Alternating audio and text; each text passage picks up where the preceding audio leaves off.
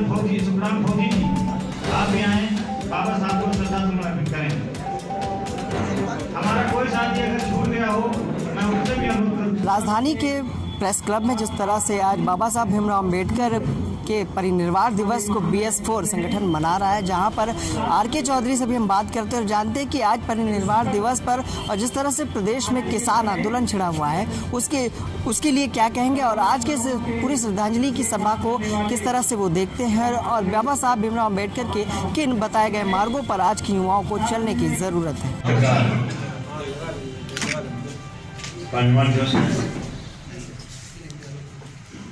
आज के दिन ही 6 दिसंबर 1956 को वो हमारे बीच चले गए। ऐसा ही है कि जो व्यक्ति आता है वो जाता है, लेकिन बाबा साहब डॉक्टर अम्बेडकर दुनिया के ऐसे विद्वान थे जिन्हें कहा जाता है कि दुनिया के 6 विद्वानों में विद्वान। बाबा साहब अम्बेडकर कोलंबिया विश्वविद्यालय पढ़े थे और वहां के जरूरी था। वक्ताओं की अगली कड़ी में मैं निवेदन करूंगा सीतापुर के सर, आज जिस तरह से परिनिर्वाण दिवस आपने श्रद्धांजलि सभा का आयोजन BS4 द्वारा किया गया, आखिर आज के इस पूरे कार्यक्रम के बारे में क्या बताना चाहेंगे और अम्बेडकर जी की किन बातों से आप लोग प्रेरित हैं, आज के युवाओं को प्रेरणा लेनी चाहिए? देखिए, आज बाबा साहब डॉक्टर अम्बेडकर का परिनिर्वाण दिवस है। आज एक दिन 1956 में हमारे बीच से वो चले गए, लेकिन बाबा साहब डॉक्टर अम्बेडकर ने इस देश के उस वर्ग के लिए जो सताया गया है मनोवादी व्यवस्था से, उसके लिए भी बेहतर ज़िंदगी जीने मौका मिले, इसके लिए बाबा साहब अम्बेडकर ने बहुत संघर्ष किया और ख़ास तौर से भारत का संविधान बना दिया जिसमें समता, स्वतंत्रता, बंधुत्व और न्याय के आधार पर समाज का निर्माण होगा। ये बड़ी बात है। और आज चूँकि भारत में सरकार RSS के BJP की बनी हुई है, ये बाबा साहब डॉक्टर अम्बेडकर के संविधान को नहीं मानती, बल्कि मनुस्मृति को ही अपना संविधान मानती है।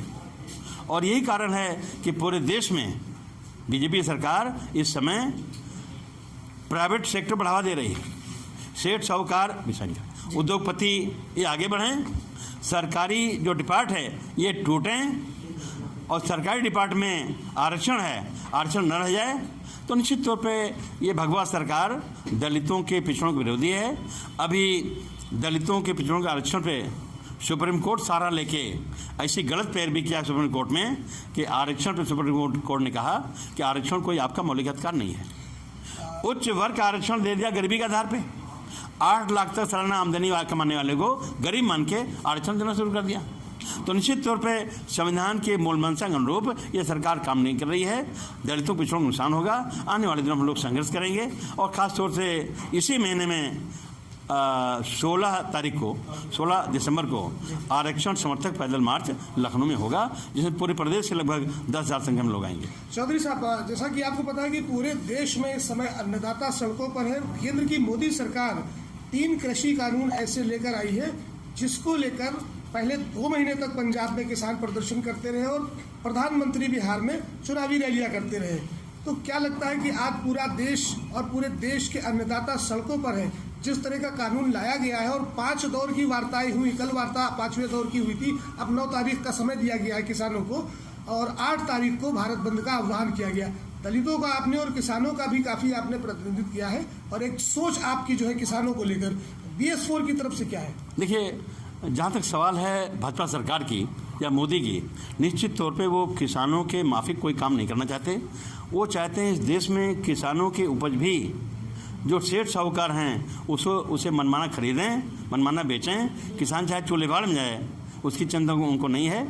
अगर वार्ता हो रही है, किसान आंदोलित हैं, तो खाली टाल मटोल की बात है। किसानों की मांग जो है वो ये सरकार मानने वाला नहीं है। खाली किसान नहीं, बल्कि देश का नौजवान भी, देश के दलित भी, देश के पिछड़े भी, हर कोई किसानों के साथ है। जहाँ तक जो कोशिश है बातचीत करने का, वो सरकार की जो कोशिश है वो एक ढोंग है। आपको क्या लगता है जो हठधर्मिता चल रही है प्रधानमंत्री की भी और केंद्र सरकार की, जिस तरह से स्वामीनाथन की रिपोर्ट को लागू कर देना चाहिए? किसानों की दो मांगे हैं प्रमुख, स्वामीनाथन की रिपोर्ट लागू की जाए और एमएसपी को लीगलाइज कर दिया जाए, ये दो प्रमुख। हाँ, किसानों मांग सही है, किसानों मांग सही है। मैं किसानों के मांग के समर्थन में हूँ।